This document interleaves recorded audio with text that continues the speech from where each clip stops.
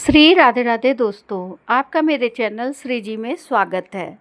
मैं आपको वैशाख मास की कथा सुना रही हूँ। आज 19 अप्रैल मैं आपको वैशाख मास के अध्याय 17 की कथा सुनाऊंगी।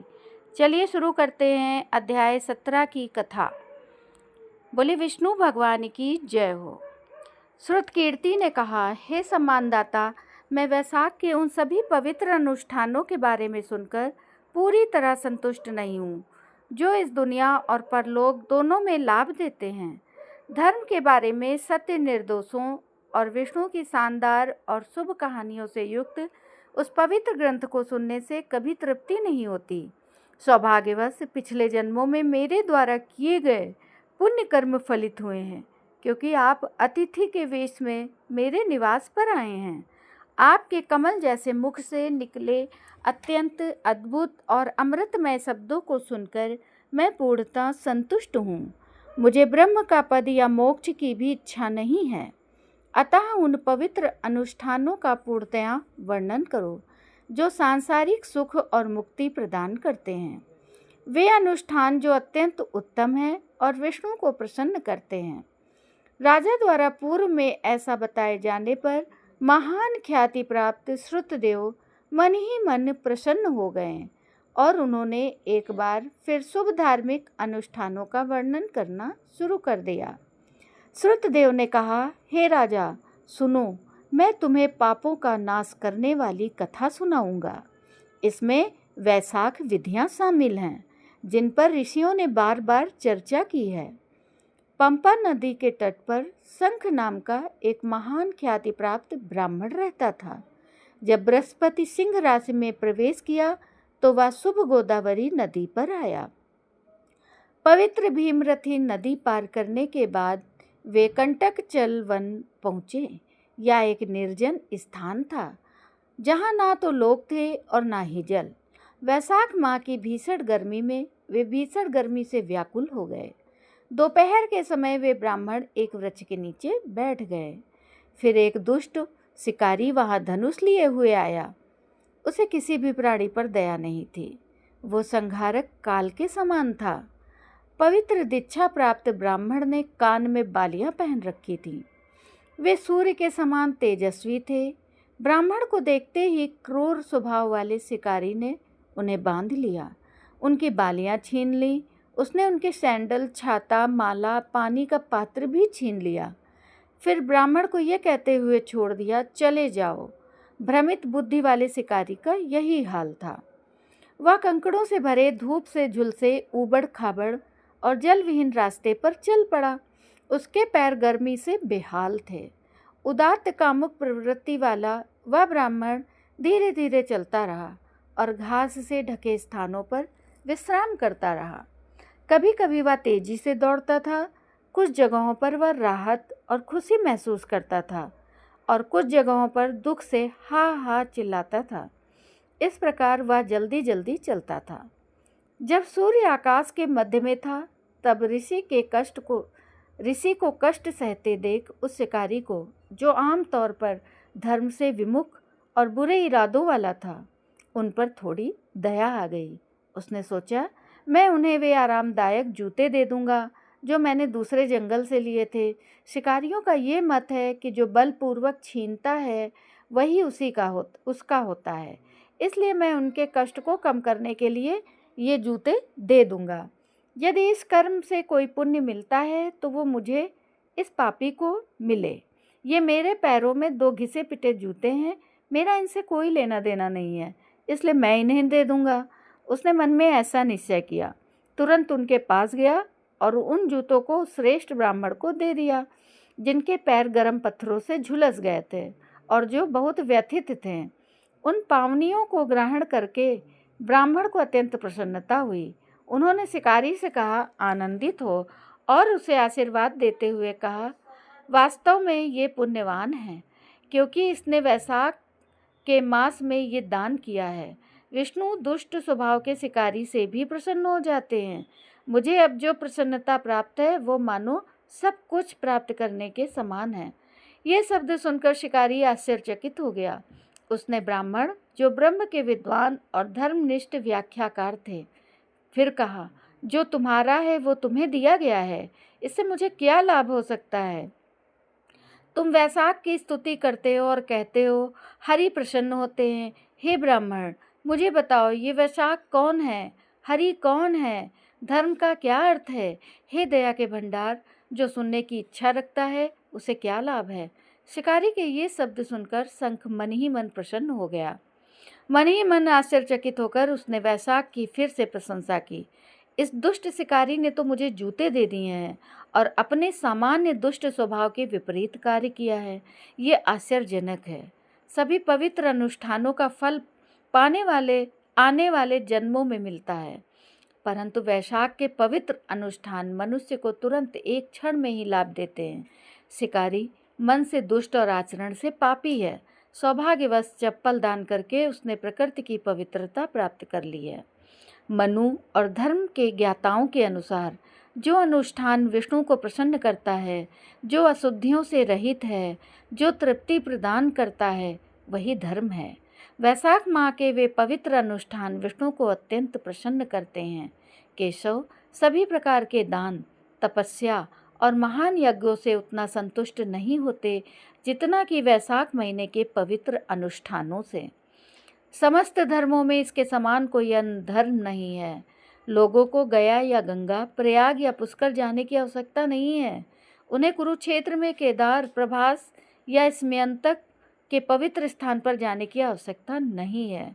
आपको गोदावरी, कृष्ण सेतु या मरुद्रहद जाने की आवश्यकता नहीं है। वैशाख धर्म की महानता का गुणगान करने वाली दिव्य कथा की पवित्र नदी अत्यंत पवित्र है।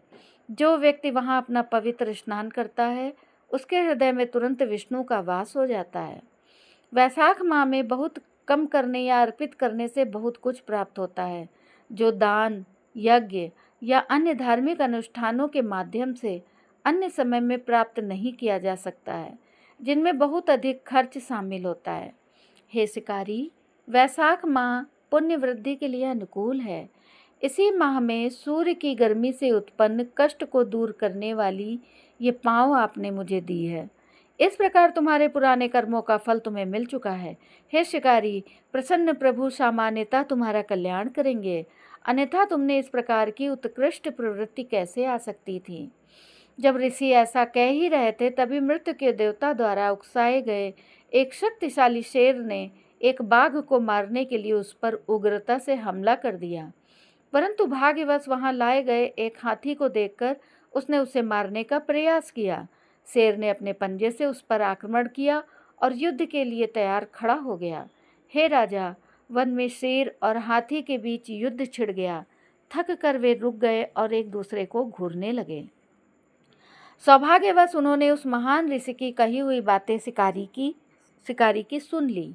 वे बातें सभी पापों का नाश करने वाली थी। उस माह की महानता को सुनकर उनका हृदय शुद्ध हो गया। वे अपने पापों से मुक्त हो गए। अपने शरीर को त्याग कर वे तुरंत स्वर्ग चले गए। उन्होंने दिव्य रूप धारण कर लिया था। वे दिव्य लेप से लिपटे हुए थे। वे एक दिव्य वायु रथ पर विराजमान थे। उनकी सेवा दिव्य अप्सराएं कर रही थी। अचानक वे हाथ जोड़कर और सिर झुकाकर शिकारी के सामने खड़े हो गए। पवित्र अनुष्ठानों के व्याख्याता महान ऋषि उन्हें देखकर आश्चर्यचकित रह गए। वे स्थिर खड़े रहे और बोले, तुम कौन हो? तुम निम्न श्रेणी के पशुओं में कैसे जन्म लिया? तुम दोनों एक साथ कैसे मर गए? बिना किसी स्पष्ट कारण के तुम एक दूसरे को मारने का प्रयास कर रहे थे। हे निष्पापो, इन सब बातों का विस्तार से वर्णन करो। उस ऋषि द्वारा इस प्रकार पूछे जाने पर उन्होंने इस प्रकार उत्तर दिया, हम ऋषि मतंग के पुत्र हैं, जिन्हें दंतिला और कोहल कहा जाता है। एक श्राप के कारण दंतिला और कोहल का पुनर्जन्म हुआ, शेर आदि के रूप में। हम सुंदर चेहरे और यौवन की चरम अवस्था से संपन्न थे। हम सभी विद्याओं में पारंगत थे। हमारे पिता मतंग नामक ब्राह्मण ऋषि, जो धर्म के ज्ञाता और सभी पवित्र अनुष्ठानों के ज्ञाताओं में श्रेष्ठ थे, ने हमसे कहा, हे मेरे पुत्रों, मधुसूदन के प्रिय वैशाख माह में मार्ग में निःशुल्क जल तंबू लगाओ लोगों को थोड़ी देर पंखा करो, मार्ग में छाया करो, भरपूर भोजन और ठंडा पानी दो, सुबह स्नान करो और भगवान की आराधना करो। भगवान की कथा भी नियमित रूप से सुनो, जिससे संसार का बंधन टूट जाएगा। इस प्रकार हमें अनेक प्रकार की सलाहों के माध्यम से मार्गदर्शन दिया गया। फिर भी हम दुष्ट बने रहे। मैं दंतिला क्रोधित हो गया। कोहाला नाम का यह व्यक्ति मुझसे भी अधिक क्रोधित और अभिमानी हो गया। हमारे पिता, जो धर्म के प्रति बहुत समर्पित थे, क्रोधित हो गए और हमें श्राप दिया। उन्होंने इस सिद्धांत का पालन किया।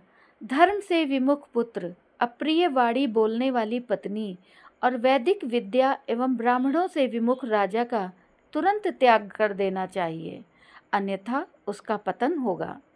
शिष्टाचार या धन के लोभ के कारण जो लोग उनसे संगति करते हैं वे नरक में गिरते हैं और 14 इंद्रों 1 मनवंतर तक वहीं रहते हैं। इसलिए उन्होंने हम पर जो अहंकार और क्रोध से भरे हुए श्राप दिया